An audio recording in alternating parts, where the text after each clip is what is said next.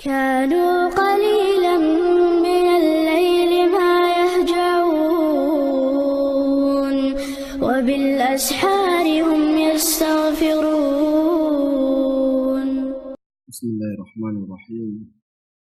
السلام عليكم ورحمة الله وبركاته. الحمد لله حمدا كثيرا طيبا مباركا فيه كما يحب ربنا ويرضى. أشهد أن لا إله إلا الله وحده لا شريك له وأشهد أن محمدا عبده ورسوله صلى الله عليه وعلى آله وصحبه وسلم. أيها الإخوة الكرام rahimani wa rahimakumullahu jami'an. Karamah yang paling besar yang Allah Azza wa Jalla berikan kepada seorang hamba adalah istiqamah. Istiqamah di atas jalan Allah Subhanahu wa taala merupakan anugerah yang Allah Subhanahu wa taala berikan kepada hamba-hamba yang Allah Azza wa Jalla kehendaki. Allah Subhanahu wa taala memerintahkan kepada kita untuk terus istiqamah sampai kematian mendatangi kita semua. Allah Azza wa Jalla berfirman, wa'bud rabbaka hatta ya'tiyakal yaqin. Dan beribadahlah kepada Allah Azza wa Jalla sampai datang keyakinan. Yakin yang dimaksud dalam ayat yang kita bacakan tadi maknanya adalah mati. Jadi Allah Azza wa Jalla perintahkan kepada kita untuk terus beribadah sampai kedatangan kematian kepada kita mendung. Dan salah satu sebab yang akan menjadikan seorang hamba Allah Azza wa Jalla mati dalam keadaan husnul khatimah adalah istiqamah di atas jalan yang lurus. Nabi SAW beliau bersabda dalam sebuah hadis, "Idza ahabballahu al-'abd ista'mala." Jika Allah Azza wa Jalla mencintai seorang hamba, ista'mala. Para sahabat bertanya, "Wa masta'mala ya Rasulullah?" Apa itu ista'mala ya Rasulullah? Nabi SAW menyebutkan, "Yuwafiquna ala amal thumma yuqbidhu alaih." Allah Azza wa Jalla akan mempermudahkan dia untuk melaksanakan amal ketaatan. Kemudian Allah Azza wa Jalla mencabut nyawa hamba tersebut. Dan istiqamah di jalan yang benar ini merupakan perkara yang dicintai oleh Allah Azza wa Jalla. Nabi SAW beliau bersabda, "Ahabbul a'mal ilallah ad-dawamiha wa inqal." Sesungguhnya amalan yang dicintai oleh Allah Subhanahu wa taala yaitu amalan yang dilakukan secara terus-menerus meskipun amalan tersebut sedikit. Sehingga ya ikhwatal kiram rahimani wa rahimakumullah, istiqamah di atas jalan yang lurus ia merupakan kewajiban bagi kita yang mendum. Sehingga menyatakan para ulama kita dari kalangan salafun salih, ketika Allah Azza wa Jalla memberikan kepada mereka hidayah, maka mereka terus menggigit hidayah tersebut sampai kematian mendatangi mereka. Salah seorang sahabat yang bernama Abu Sufyan bin Al-Harith radhiyallahu an, beliau adalah sepupu Nabi alaihi salatu wasallam. Beliau adalah kawan dekat Nabi. Ketika Rasulullah sallallahu alaihi wasallam beliau mendakwahkan Islam dan mengaku sebagai Rasul, pada saat tersebut Abu Sufyan bukannya membela Nabi, bahkan memerangi Nabi alaihi salatu wasallam. Selama 20 tahun beliau mempergunakan kekuatan yang beliau miliki, harta, kemampuan dalam berperang untuk memerangi Islam dan kaum muslimin. Sehingga suatu ketika kaum muslimin pada saat tersebut mereka dakwahnya telah dimenangkan oleh Allah Azza wa Jalla, maka datang Abu Sufyan gedam dalam Islam. Ketika beliau masuk Islam, maka subhanallah, Islaman betul-betul menusuk di dalam hati kan. Sehingga disebutkan terus menerus beliau di atas ketaatan kepada Allah Azza wa Jalla, sampai diceritakan bahwasanya ketika kematian mendatangi GN di zaman Khalifah Utsman bin Affan radhiyallahu ta'ala anhu, beliau melihat keluarganya menangis. Maka dikatakan oleh beliau, la tabqu alayya, janganlah kalian menangis terhadapku, dikarenakan demi Allah setelah aku masuk Islam tidak pernah aku melakukan dosa kepada Allah Subhanahu wa taala. Istiqamah di atas jalan Allah Subhanahu wa taala. Lagi sahabat yang kita sebutkan tadi. Sehingga semua orang mungkin menginginkan agar Allah Azza wa Jalla memberikan keistiqomahan kepadanya.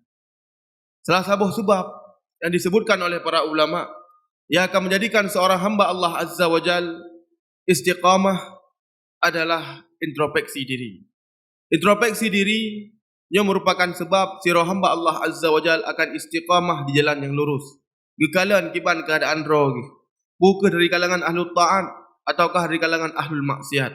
Dan Allah Subhanahu wa taala telah memerintahkan kepada kita dalam Al-Quran Karim untuk belele dakalan roh tu. Allah nebegah, ya ayyuhalladzina amanu taqullaha wal tanzur nafsum ma qaddamat lighad wattaqullah innallaha khabirum bima ta'malun. Wahai orang-orang yang beriman, bertakwalah kalian kepada Allah Subhanahu wa taala dan hendaklah setiap jiwa melihat apa yang dia siapkan untuk hari esok. Bertakwalah kepada Allah Subhanahu wa taala dikarenakan Allah Azza wa Jalla mengetahui apa yang kalian lakukan. Sehingga ikhwatal kiram, so mentang yang di dunia jemaat introspeksi diri, niscaya Allah Subhanahu wa taala akan mempermudah hisab hamba tersebut di yaumul qiyamah. Sehingga Umar bin Khattab radhiyallahu an beliau mengatakan, hasibu qabla an tuhasabu, waznu a'malakum qabla an tuzan.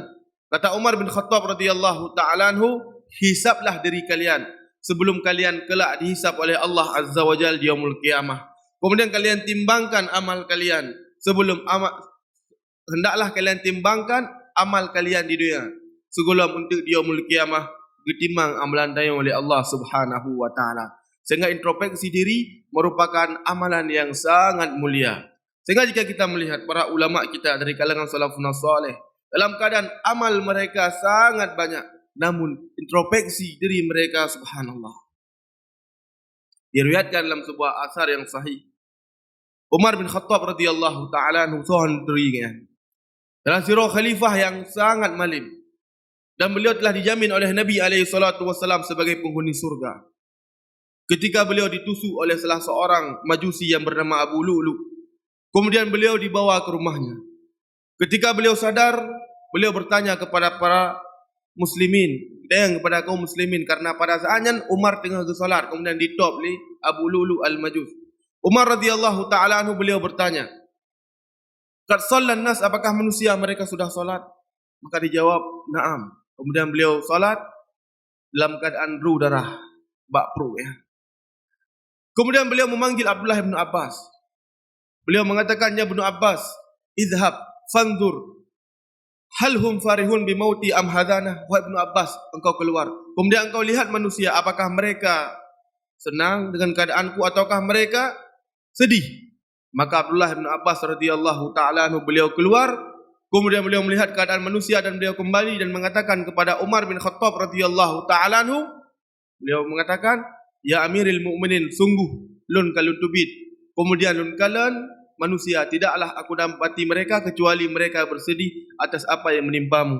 Nyo introspeksi dari Umar radhiyallahu ta'ala anhu dalam keadaan keadilan yang luar biasa yang beliau tegakkan kepada manusia, namun gedayang lagian rupa buat manusia, puke manusia wati top long lagi puke urian senang ataukah puke urian sedih atas pu yang menimpa lun.